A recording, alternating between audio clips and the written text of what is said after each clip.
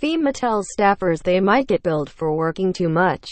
Bloomberg. The Federal Emergency Management Agency has informed employees who've worked extra hours battling a record wave of natural disasters in 2017 that they may have to pay back some of their overtime. Federal law caps some federal employees' premium pay and permits agencies to recover money paid in excess of the maximum from future paychecks. FEMA says the extraordinary year of hurricanes, wildfires and other disasters means it may have to take that step. This year's unprecedented hurricane season led to a record-setting length of national activation, the agency said in an emailed statement.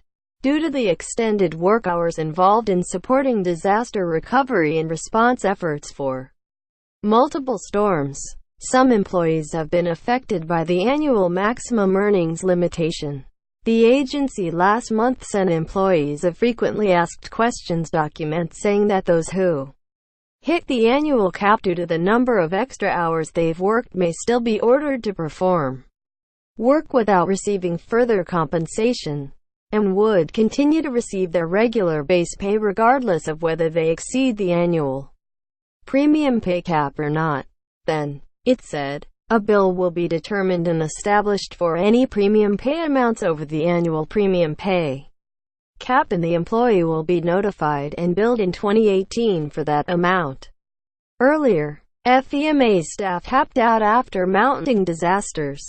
Leader says the issue arises amid broader reckoning at FEMA. On November 30, the agency's administrator Brock Long told a House Appropriations Subcommittee that staff were tapped out following record activation. FEMA was never designed to be the first or only respondent in a disaster, but we often find ourselves in that situation, he said. According to FEMA, there is a pool of about 500 employees whose compensation the agency is monitoring because they are at risk of exceeding the cap. Those employees are all exempt from the Federal Fair Labor Standards Act and generally are towards the upper end of the agency's pay scale. Waivers issued on FEMA employee who asked not to be identified because she wasn't authorized to speak to media, said workers have voiced concerns to agency management about the issue. Billing staff or docking pay could reduce the willingness of FEMA employees or other Homeland Security staff to sign up for deployments in the future, she said. The Federal Office of Personnel Management, which handles federal workforce human resources, said the ceiling on annual compensation was out of its hands.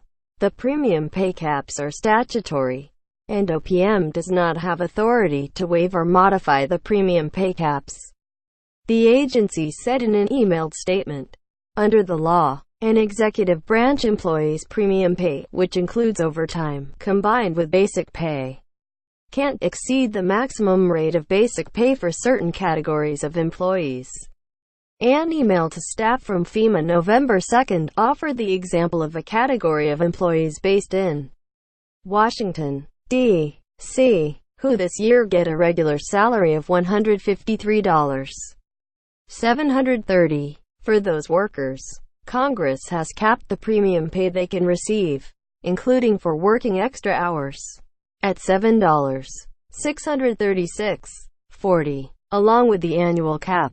There is also a ceiling on how much overtime compensation employees can receive each 2-week period, but agencies have the discretion to waive that one, as the Department of Homeland Security did this year for hurricane relief, contributing to the annual cap issue. Related, Secret Service overtime bill OKD by House panel employees who have exceeded the annual premium pay cap will be contacted and provided options on the overpayment process.